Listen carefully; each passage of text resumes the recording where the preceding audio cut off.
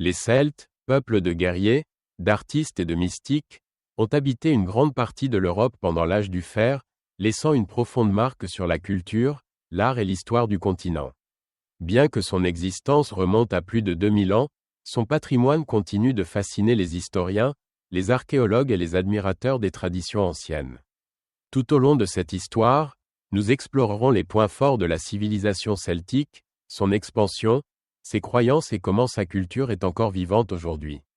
Le peuple celtique a commencé à se développer dans la région que nous connaissons aujourd'hui sous le nom d'Europe centrale vers le 8e siècle avant Jésus-Christ.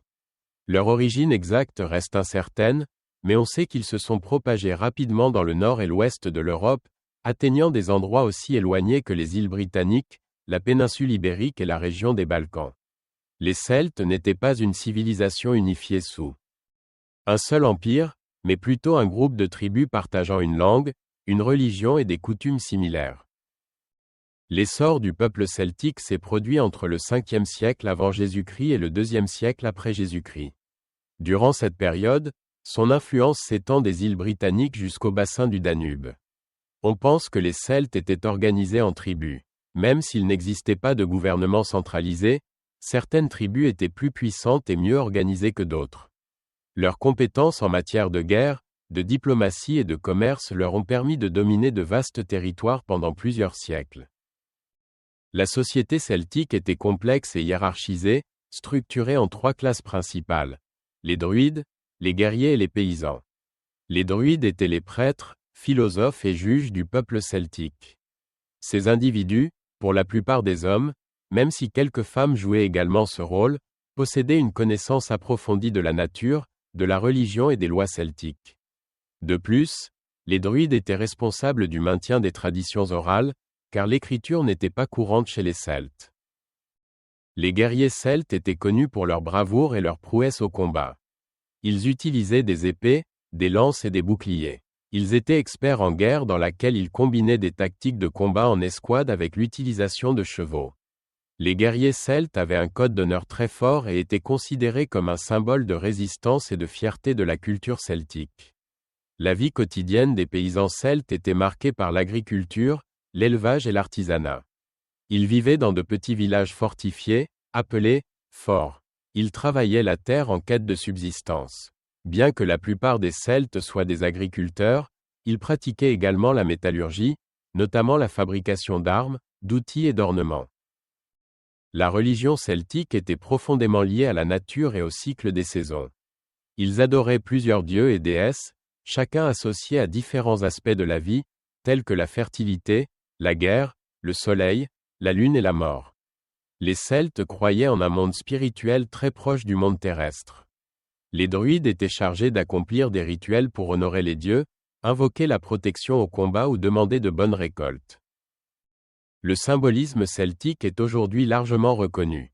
Les nœuds celtiques, les cercles et les arbres, comme le chêne, avaient pour ces peuples une signification sacrée.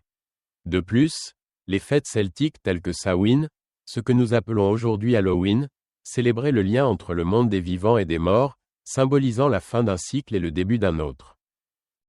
Malgré la chute de l'Empire romain et la dispersion des Celtes à travers l'Europe, leurs témoignages perdurent dans de nombreuses cultures modernes. Dans des pays comme l'Irlande, l'Écosse, le pays de Galles, la Bretagne et l'Espagne, les traditions celtiques restent un pilier important de l'identité culturelle. La musique celtique, avec ses cornemuses, ses violons et ses flûtes, reste une expression artistique appréciée dans nombre de ces régions. De plus, l'art celtique reste l'une des formes d'art les plus reconnues, en particulier ses motifs complexes de nœuds et ses motifs géométriques.